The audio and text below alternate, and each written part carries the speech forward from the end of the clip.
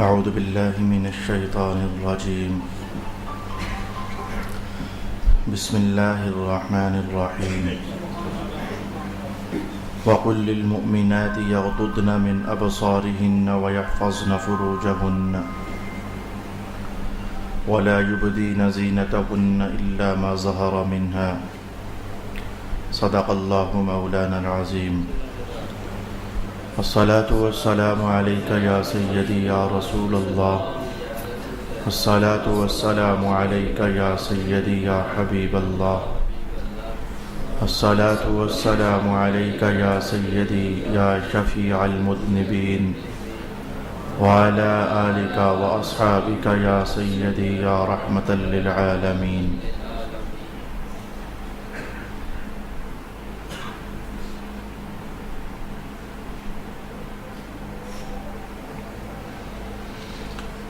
اور اے محبوب، آپ مسلمان عورتوں سے کہیے کہ وہ اپنی نگاہوں کو نیچا رکھیں اور اپنی شرمگاہوں کی حفاظت کریں اور اپنی زیبائش کو ظاہر نہ کریں مگر جو خود ظاہر ہو، اور اپنے دوپٹوں کو اپنے گریبانوں پر ڈالے رکھیں اور اپنی زیبائش کو صرف اپنے شوہروں پر ظاہر کریں، یا اپنے باپ دادا پر، یا اپنے شوہروں کے باپ دادا پر، یا اپنے بیٹوں پر، یا اپنے شوہروں کے بیٹوں پر، یا اپنے بھائیوں پر، یا اپنے بھتیجوں پر، یا اپنے بھانجوں پر، یا اپنی خواتین پر، یا اپنی مملوکہ باندیوں پر، یا اپنے ان نوکروں پر جن کو عورتوں کی شہوت نہ ہو، یا ان لڑکوں پر جو عورتوں کی شرم والی باتوں پر مطلع نہ ہوں، اور اپنے پاؤں سے اس طرح نہ چلیں جس سے ان کے پاؤں کی وہ زینت ظاہر ہو جائے جس کو وہ چھپائے رکھتی ہیں۔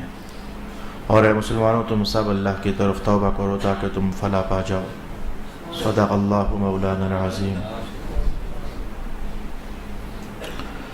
اللہ رب العالمین نے اس سے گزشتہ آیت میں آپ 3 نشستوں میں سماعت کر چکے ہو کہ مردوں کو خطاب فرمایا تھا سرکار دو عالم علیہ الصلوۃ والسلام کے واسطہ سے کہ مردوں اپنی نظریں اور اپنی نگاہیں نیچی رکھا کرو۔ اس سلسلے میں بہت ساری احادیث شریفہ بھی ہم نے سماعت کی، کڑوی، میٹھی، نمکین، سلونی، ٹھنڈی، گرم، ہر طرح کی باتیں میں نے آپ سے کہیں۔ میرے عنوان کی امانت اور ذمہ داری کا تقاضا تھا۔ اللہ تعالیٰ آپ لوگوں کا بھلا کرے، اللہ کی بات تحمل سے سنتے ہو، اپنی اصلاح کرنے کی کوشش کرتے ہو، اللہ کے کلام کے سامنے بپھرتے نہیں ہو، کلام اللہ کو غلط نہیں کہتے ہو، رسول پاک علیہ الصلوۃ والسلام کی تعلیمات پر اپنی غلط حرکتوں کو ختم کرنے کی کوشش کرتے ہو۔ ایک مسلمان کی یہی عادت ہونی چاہیے، ایک مسلمان کا یہی وتیرہ ہونا چاہیے کہ جب سرکار دو عالم علیہ الصلوۃ والسلام مربی کائنات جب کسی بات کا حکم ارشاد فرمائے تو ہم اس کے خلاف چل رہے ہوں، تکلیف تو ہوتی ہے سن کر کہ ہم غلط ہیں، پھر کیا؟ تو بھئی جب ہمارے سرکار فرماتے ہیں کہ یہ کام غلط ہے تو غلط ہی ہوگا، سن لیتے ہو۔ اللہ تعالیٰ سے پھر عمل کی بھی توفیق مانگا کرو کہ رب کریم ہمیں اپنے گھر تو نے خود ہی بلایا ہے توفیق دے کر، خود ہی وقت پر پہنچایا ہے تیرے محبوب کی باتیں سننے کے لیے، بڑے کرم سے نوازا ہے، یہ بھی کرم کر کہ ہمیں عمل کی بھی توفیق عطا فرما دے۔ مانگتے رہا کرو اللہ تعالیٰ سے، اللہ تعالیٰ ہمارے گھروں پر اپنی رحمت کے سائے برسائے۔ اچھا، گزشتہ جو ہوا وہ تو ہوا، اب آج کی نشست میں آپ محسوس کر چکے ہو ترجمہ ہی سے کہ اللہ تعالیٰ نے ہماری بیٹیوں کو مخاطب کیا ہے، حساس ترین عنوان ہے، ہماری بہوؤں کو مخاطب کیا ہے، ہماری بہنوں کو مخاطب کیا ہے، ہماری ماؤں کو مخاطب کیا ہے، اور ہماری دادیوں کو مخاطب کیا ہے، جس کا نام عورت ہے اسے مخاطب کیا ہے۔ بہت گہرا جائزہ لینا میرے دوست، توجہ کرنا، اور جو آپ کی گرفت میں ہوا اسے پکڑ کرنا، جو آپ کی دست رس میں ہوا وہ میل اور گند اپنے گھروں سے نچوڑنا، دھونا، صاف کرنا۔ اللہ کرے کہ ہماری بیٹیوں کو اللہ تعالیٰ خاتون جنت کی عصمت کا فیضان عطا فرمائے۔ آیت کے اندر جو کچھ بیان ہوا کافی سارا ہے۔ پہلے تو میں موٹے 5 احکام کہنے لگا ہوں جو آیت کے اندر ارشاد فرمائے گئے، اس کے بعد میں اگلا سٹیپ آپ کے لیے بھروں گا۔ پہلے موٹے 5 عنوان۔ پہلی بات تو یہ فرمائی گئی کہ محبوب عورتوں سے فرمائیں، جو مومن عورتیں ہیں ان سے فرمائیں کہ وہ نظریں نیچی رکھیں۔ نظریں نیچی رکھنے کا ہنر بتانا ہے باپ آپ کو، ماں آپ کو بتانا ہے اور میری آواز جہاں تک جا رہی ہے، ماؤں کو اسپیشل کہنا چاہوں گا، اپنے میاؤں کی تعلیمات کے راستے میں رکاوٹ نہ بنا کر۔ خاوند جب کوئی بات سمجھاتا ہے اپنی بیٹی کو کسی بھی اچھائی کے حوالے سے، بیٹے یا بیٹی یہ عنوان مشترک ہے، تو بیگم درمیان میں بول پڑتی ہے کہ بچہ ہے، بڑا ہوگا تو ٹھیک ہو جائے گا، بڑی ہوگی تو ٹھیک، ابھی اس کی عمر ہی کیا ہے، زندگی بھر اس نے چادریں اوپر اوڑھنی ہے، ابھی اس کی عمر ہی کیا ہے، برقعے لینا ہی ہے، پھر ابھی اس کی عمر ہی کیا ہے۔ میں دیکھنا چاہوں گا کہ میری بہن آپ کا یہ قول صحیح ہے۔ رسول پاک علیہ الصلوۃ والسلام جب 7 سال کا بچہ ہو رہا تھا تو فرما رہے تھے نماز پڑھاؤ، کہا جا سکتا تھا حضور ابھی اس کی عمر ہی کیا ہے، لیکن ازواج مطہرات میں سے کسی نے بھی نہیں یہ کہا حضور ابھی اس کی عمر ہی کیا ہے۔ رسول اللہ علیہ الصلوۃ والسلام جانتے تھے کہ وہ عمر جس کے متعلق کہا جاتا ہے ابھی عمر ہی کیا ہے، وہی تو سیکھنے کی عمر ہے۔ ہمارے نبی تو اس بات کو محسوس کرتے ہیں کہ وہی تو سیکھنے کی عمر۔ جب آپ سمجھتے ہو کہ اب عمر آئی ہے دوپٹے لینے کی اور عادت نہیں ڈلی ہوگی تو آپ نہیں لیں گے، آپ دیکھتے نہیں ہو لے رہی ہیں کیا؟ بہت ساری خواتین کیا اب سر پر دوپٹے لے رہی ہیں؟ نہیں لے رہی۔ جس عمر میں سیکھنا تھا ہمارے نبی پاک نے ہمارے انسانی نفس پر ہاتھ رکھ کر فرمایا تھا دو، اس وقت ہم نے توجہ نہیں کی۔ مجھے اس نوجوان کا جملہ پھر دہراتے ہوئے درد کا احساس ہو رہا ہے کہ علامہ صاحب آپ نے جو تعلیمات دی ہیں ہم تو یہ محسوس کر رہے ہیں کہ ہمارے گھروں کی عورتوں کا ماحول ہمارے ہاتھوں سے اتنا نکل چکا ہے کہ ہم باغیں موڑ موڑ کر بھی لانا چاہیں تو لا ہی نہیں سک رہے ہیں۔ ہمیں تو ایسا محسوس ہو رہا ہے ہم اتنا ہمارے گھروں کی خواتین آگے بڑھ گئی ہیں۔ صحیح، اس کا درد صحیح ہے۔ اچھا واپس آئیے، میں نے کہنا چاہا کہ بیویاں اپنے خاوندوں کی مخالفت نہ کریں۔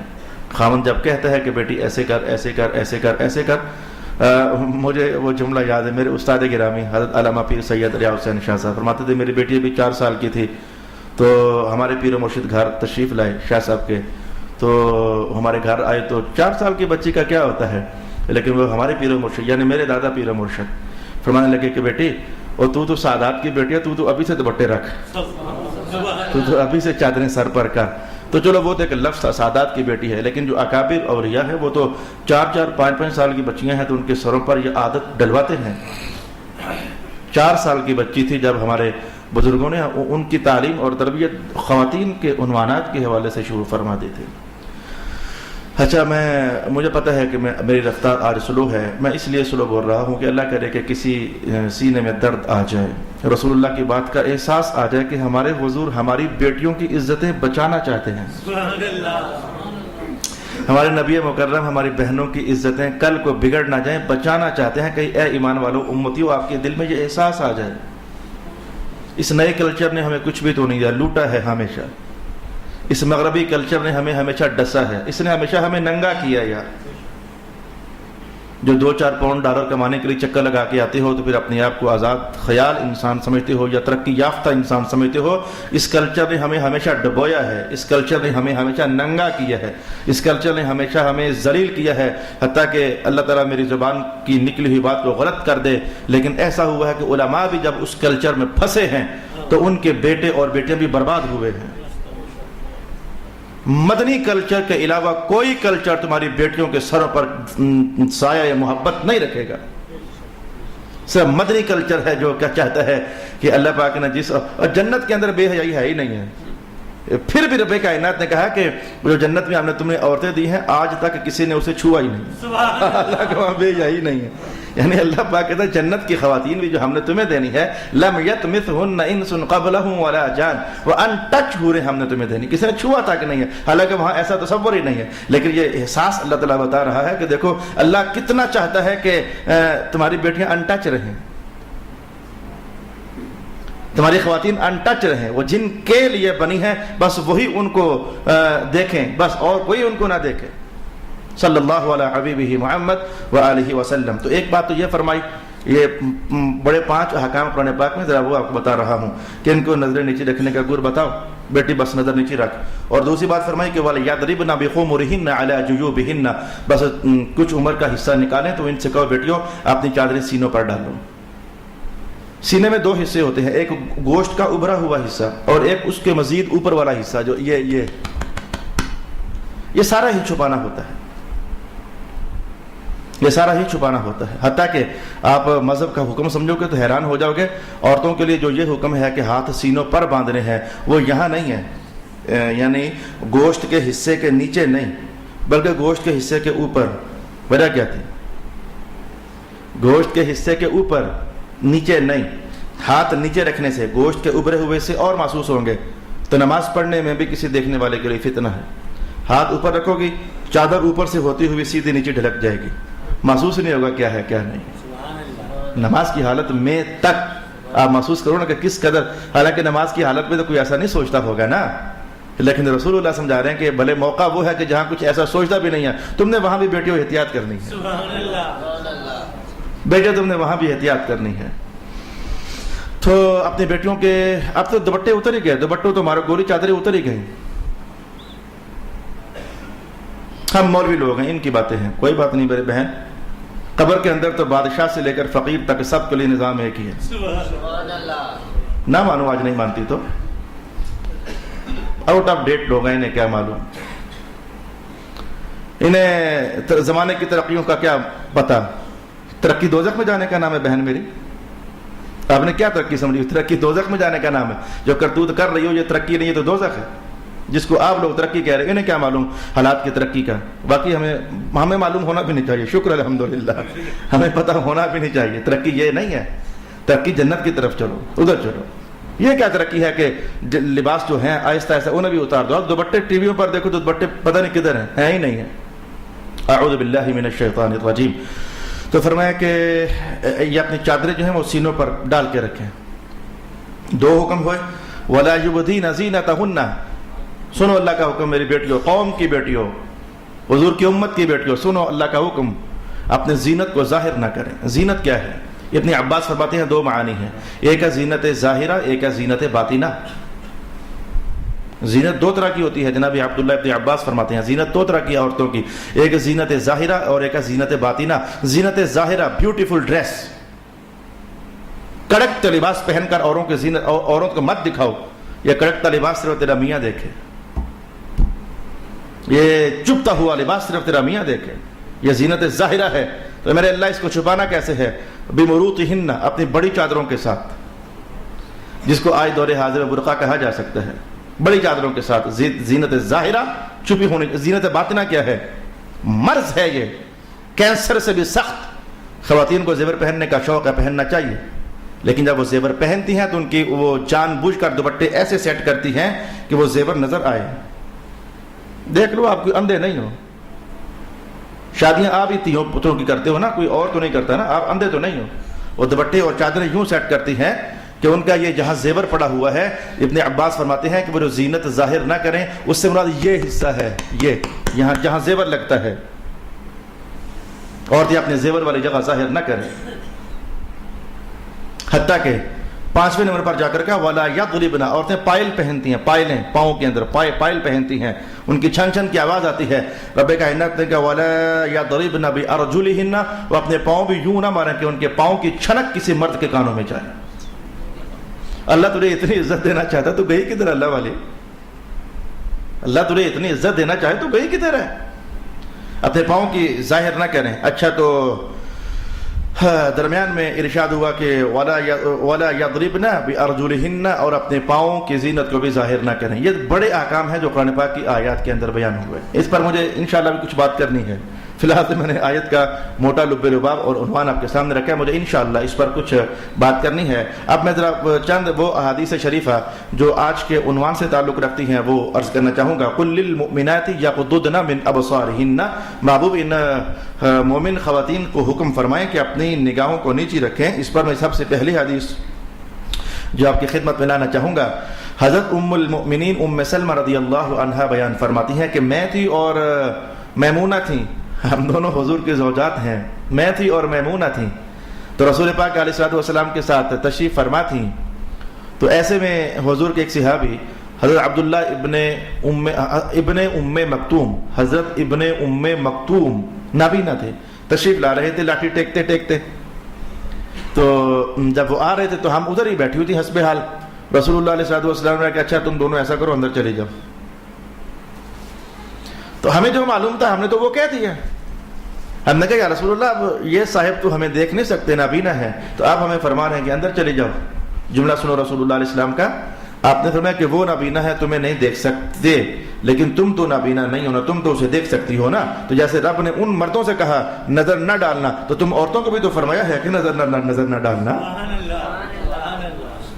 نابینا بھی ہو تو حضور میں یار کہتا ہوں نابینا صحابی ہوں جہاں اور زوجہ محترمہ ان کی ماں ہے، تصور بھی نہیں ہے کچھ ایسا، حضور کی مجلس پاک ہے، تصور بھی نہیں ہے، یعنی کسی بھی جہت سے تصور بھی نہیں ہے، لیکن رسول اللہ علیہ السلام امت کو جیسے اٹھان دے رہے ہیں کہ دیکھو نبی کی مجلس ہو، نبی کی زوجہ ہو، آنے والے کی ماں ہو، تو وہاں بھی نبی اہتمام کرتے ہیں کہ تم اندر چلے جاؤ، تمہاری نظر تو ان کے چہروں پر پڑ ہی سکتی ہے نا۔ حضور کا گہرا اہتمام دیکھیں۔ میں نے کتنے زاویوں سے کہا مجلس حضور کی، سرکار دو عالم موجود، ازواج مطہرات آنے والے کے لیے یہ ماں کے درجے میں ہے، کچھ امکان نہیں، وہ دیکھ بھی نہیں سکتے ہیں، لیکن حضور پاک نے فرمایا کہ نہیں تم تو انتے نہیں نا، تم تو نظر نہ ڈالو نا ان پر۔ اچھا یہ حدیث پاک میں نے آپ کو بتائی ہے، تو بعض اوقات ہوتا یہ ہے کہ حدیث پڑھنے کا ذوق آپ کو خود بھی پیدا ہو جاتا ہے۔ کئی بار آپ کو سمجھایا ہے کہ حدیث خود نہ پڑھا کرو، کسی استاد کے پاس پڑھا کرو یا کسی سے پوچھ کر پڑھا کرو، کوئی کون سی حدیث پڑھیں یا کون سی حدیث نہ پڑھیں۔ تو پھر چونکہ آپ خود پڑھ لیتے ہو تو پھر پریشانیاں اٹھاتے ہو، خود ہی مسائل حاصل کرتے ہو، پھر خود ہی مفتی بنے ہوتے ہو، پھر خود ہی نتائج حاصل کر کے عمل کرنے کے اچھے جذبے سے غلط عمل کر بیٹھتے ہو۔ یہ میں نے اتنے دو چار جملے کیوں بول دیے ہیں؟ اور میں ایک حدیث کی دنیا میں ایک اور حدیث آپ کے سامنے بیان کرنا چاہتا ہوں۔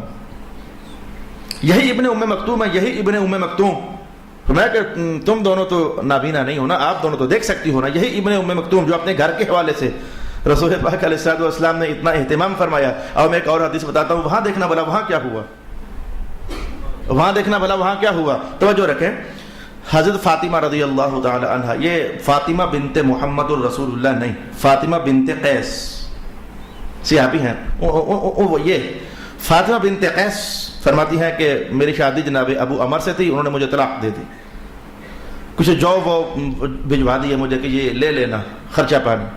مجھے تکلیف ہوئی کہ ایک طلاق دی ہے، اوپر سے تھوڑے کو جو بھجوا دیے ہیں، خرچہ تو پورا دے۔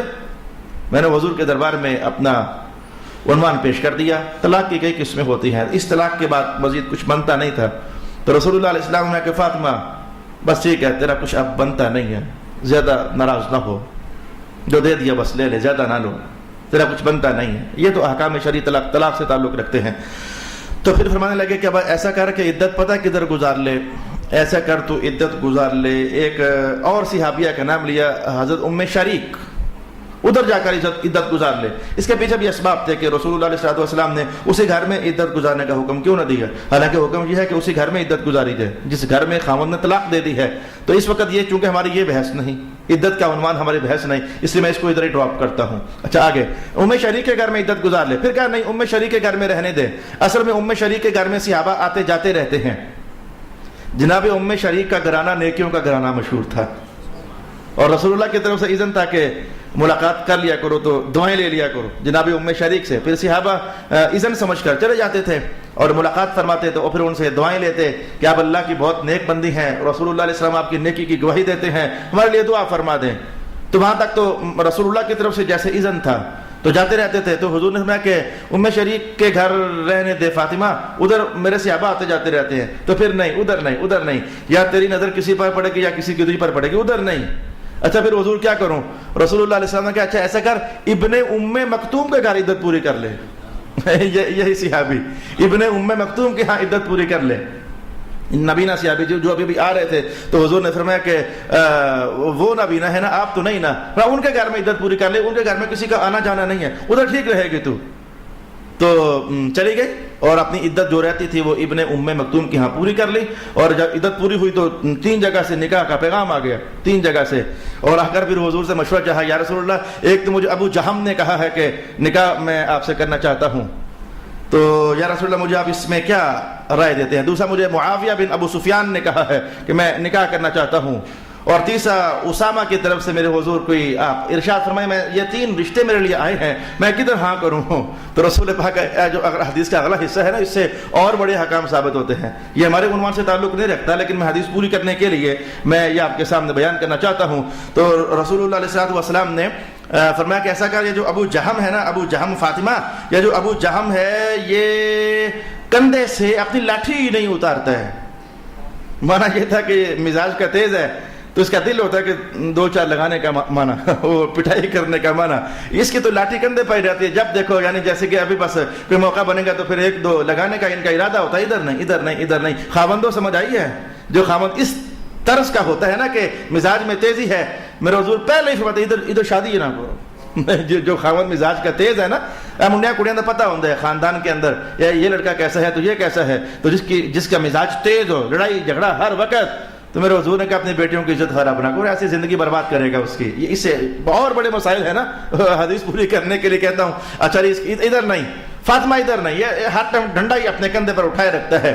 خاوندوں کو بھی ڈرنا چاہیے اللہ تعالیٰ سے، حیا رکھنی چاہیے اللہ تعالیٰ سے. اچھا ایک تو یہ بات ہوئی.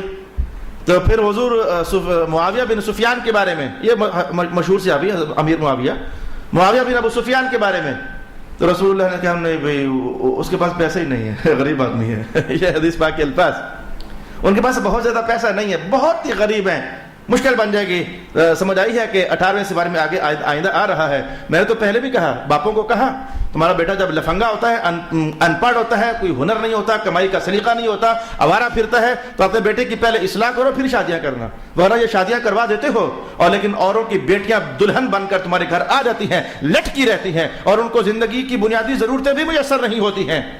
میں نے تو کئی بار کہا اور پھر کہتا ہوں، اور تم لوگ اس موقع پر صرف شادی ہو جائے اس چکر میں کہہ دیتے ہو اب سر پر پڑے گی تو کرے گا ہی، نہیں کرے گا، سر پر پڑے گی. جن کو آوارگی کی عادت پڑی ہوتی ہے وہ سر پر پڑنے کے باوجود آوارہ ہی رہتے ہیں، نہیں کرتے وہ. چلے یہ میرا درد ہی ہے، میں نے کہتے رہنا ہے، آپ نے سنتے رہنا ہے. یہ خاص کر کے بیٹے والے باپوں کے لیے یہ عنوان ہے، بیٹے والے باپوں کے لیے جو اپنے بیٹے کا گھر بسانے کے چکر میں اوروں کی بیٹیاں برباد کر دیتے ہیں اور گھر بستا پھر بھی نہیں ہے، نہیں بستا پھر گھر. خرچے چلیں گے تو گھر، گاڑی میں پیٹرول ڈالو گے تو گاڑی چلے گی نا، خرچے چلیں گے تو گھر بسے گا نا. اچھا تو سنا کہ جو معاویہ ہیں فاطمہ ان کے پاس مال نہیں ہے، ادھر بھی نہیں. اچھا تو حضور پھر کدھر؟ قتل اسامہ سے کر لے، وہ ٹھیک ہے. اب جب جس کا نام حضور پاک نے لیا تو فاطمہ کہتی میرے دل میں آیا کہ میں آزاد عورت ہوں، یہ تو غلام ہے. تو میں نے بس دیکھا، کر لے. میں نے کہا حضور، پھر میرے دیکھنے میں سارا کچھ تھا کہ حضور میں آزاد ہوں، وہ غلام ہے. میرے دیکھنے میں کہا کر لینا. فرماتی ہے میں نے کر لی، حضور کا حکم تھا میں نے کر لی. حضور فرماتے ہیں کر لے، اسامہ سے کر لے، میں نے کر لی. نہ دیکھا کہ غلام ہے، میں نے کر لی.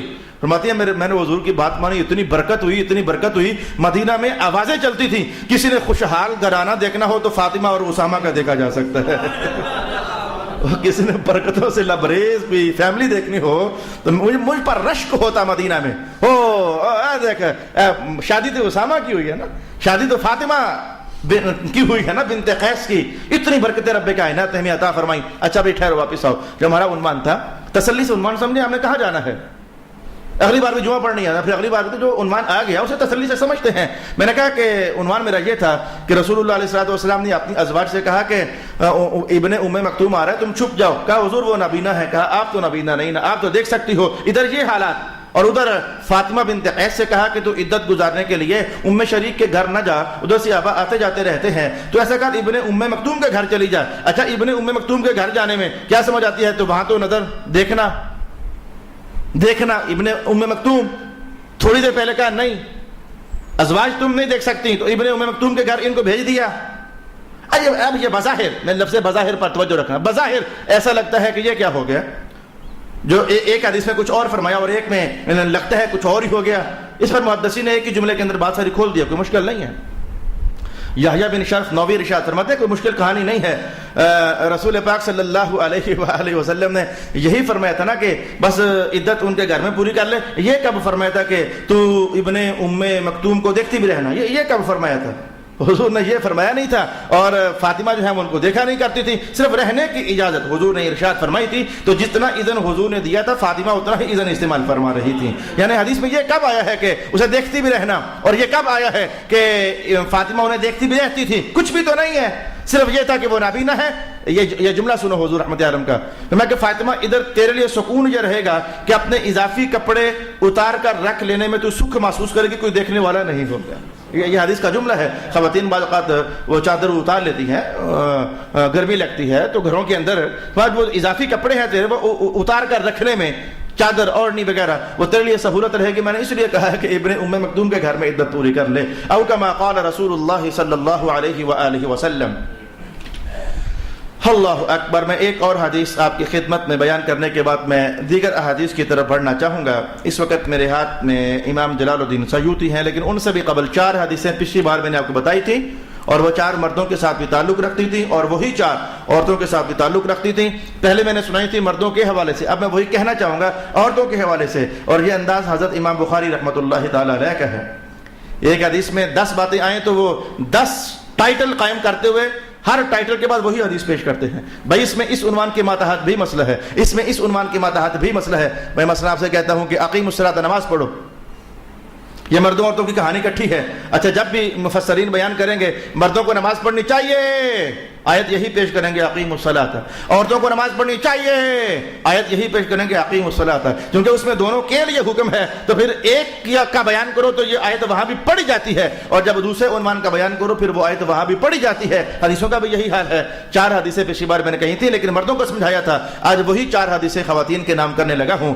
رسول پاک صلی اللہ علیہ وسلم فرماتے ہیں جب عورت بے حجاب ہو کر نکلتی ہے تو شیطان اسے جھانکتا ہے. کل میں نے مردوں کو کہا تھا شیطان نہ بنو، جھانکنے والا شیطان ہے. کل میں نے مردوں سے کہا تھا شیطان نہ بنو. آج میں خواتین سے کہتا ہوں کہ شیطان کو اپنے آپ کو دیکھنے کی مہلت کیوں دیتی ہو؟ تم خود اپنے آپ کو سنبھال کر نکلو. آج میں یہ کہتا ہوں اس حدیث سے، کیوں تم ایسا کرتی ہو کہ شیطان تمہیں دیکھے؟ کیوں ایسا کرتی ہو؟ تم بے حجاب ہو کر کیوں نکلتی ہو؟ آج یہ حدیث کا رخ ہماری ماؤں بہنوں کی طرف ہو جائے گا. حدیث نمبر 2 چونکہ پہلے آپ نے جانی ہے، میں تیزی کے ساتھ یہ اپنا امانت کا حق پورا کرنے کے لیے رسول پاک صلی اللہ علیہ وسلم نے فرمایا کہ جو دیکھنے والا ہے اس پر بھی اللہ کی لعنت، اور جس کو دیکھا جاتا ہے اس پر بھی اللہ کی لعنت. کل میں نے مردوں سے کہا تھا عورتیں دیکھ کر لعنت نہ کماؤ. آج میں عورتوں بہنوں سے کہتا ہوں تم اپنا کیوں روپ بنا کر نکلتی ہو تاکہ تم پر بھی اللہ کی لعنت برسے جب کوئی اور تمہیں دیکھ رہا ہوتا ہے. تم نے موقع فراہم ہی کیوں کیا؟ آج میں اس حدیث کو خواتین کے سامنے رکھنا چاہوں گا. حدیث نمبر 3 رسول پاک صلی اللہ علیہ وسلم فرماتے ہیں کہ جب مرد اور عورت تنہا ہوتے ہیں تو تیسرا وہاں شیطان ہوتا ہے. کل میں نے مردوں سے کہا تھا کہ دفتروں کے اندر، کلینکس کے اندر، اسکول سٹاف کے حوالے سے، بہت کچھ کے حوالے سے تم تنہائیاں نہ کرنا. آج میں اپنی بہنوں سے کہتا ہوں کہ تم تنہائیوں کے موقع نہ دینا. حدیث تو دونوں کو مخاطب کرتی ہے. تم تنہائیوں کا موقع نہ دینا، اپنا آپ سنبھال کے رکھنا، اپنی امانت کو سنبھال کے رکھنا. صلی اللہ علیہ حبیبہ محمد وآلہ وسلم. یار مجھے وہ حدیث وقت پتہ نہیں کدھر، آدھا گھنٹہ کیا آئے گا. یہ حدیث مجھے کدھر سے یاد آ گئی اس وقت؟ آپ کو میں نے پہلے سنائی ہوئی ہے. یعنی دیکھو ان عورتوں کو اللہ کتنی عزت دیتا ہے. یہ حدیث میرے استاد گرامی سے میں نے پڑھی، تازہ ترین پڑھی. رسول اللہ علیہ السلام فرماتے ہیں میں نے جنت کا منظر دیکھا، جنت کی طرف بڑھتے ہوئے. قیامت کو ایسا ہونا ہے لیکن اللہ نے مجھے دکھایا. ایک عورت جنت کی طرف جا رہی ہے اور وہ دائیں بائیں آئیں سے ہوتے ہوئے رش سے بچتی بچاتی وہ جنت کے دروازے پر پہنچ کر کھڑکاتی ہے کہ کھولو دروازہ. آگے سے رضوان کہتا ہے نہیں یہ تو حضور کے لیے کھلے گا، آپ کے لیے تو نہیں کھلے گا. وہ کہتے کھولو، وہ زور لگاتے وہ کہتے نہیں کھولوں گا. وہ کہتی کھولو، وہ کہتے نہیں کھولوں گا. اتنے میں حضور کی سواری تشریف لاتی ہے تو رضوان کہتا ہے لو وہ آ گئے ہیں، اور جن کی خاطر یہ پہلے کھلا ان سے پوچھ لو. اگر وہ کہتے ہیں تو میں کھول دیتی ہوں، میں کھول دیتا ہوں دروازہ. وہ عورت پلٹ کر دیکھتے حضور سواری پر تشریف فرما، جناب علی کی سواری ساتھ، جناب فاطمہ کی سواری ساتھ، جناب حسن حسین پاک کی سواری ساتھ. تو حضور نے پوچھا تو کدھر، کون ہے یہ، کیا تو بچ بچا کر دروازے کھلوا رہی ہے؟ کیا حضور میں وہ ہوں؟ سنو میری بہنیں، میں آج یہ حدیث اس عنوان کے لیے کہنا چاہتا ہوں. وہ فرمایا حضور میں وہ ہوں کہ آپ نے کہا تھا جس کا میاں مر جائے اور وہ اپنے بچوں کی خاطر سنبھل کر رہے اور شادی نہ کرے، بچے کہیں پریشان نہ ہو جائیں. ظاہر میاں نیا آئے گا تو وہ پہلے بچوں کی پرواہ نہیں کرتا، تو اس نے اپنا آپ سنبھال لیا. جملہ یہاں یہ ہے چلو بچوں کی خاطر لیکن اپنا آپ سنبھال لیا، اپنا آپ سنبھال لیا. عورت نے اپنا آپ سنبھال لیا، جملہ میں نے یہ نکالنا تھا. بچوں کی خاطر اس نے اپنا آپ سنبھال لیا، شادی نہ کی. تو حضور آپ نے خود ہی تو فرمایا تھا کہ وہ اور میں اکٹھے جنت میں جائیں گے ساتھ ساتھ. حضور میں وہ ہوں. تو رسول اللہ علیہ وسلم نے کہا ہاں میں نے کہا تھا ایسا ہی ہے تو میرے ساتھ ہی جائے گی، پر راستہ ذرا غلط ہو گیا تو ایسا کرنا گھوم کر پیچھے میری فاطمہ کے پیچھے لگ جائے، اکٹھے ہی جنت میں جائیں گے نا.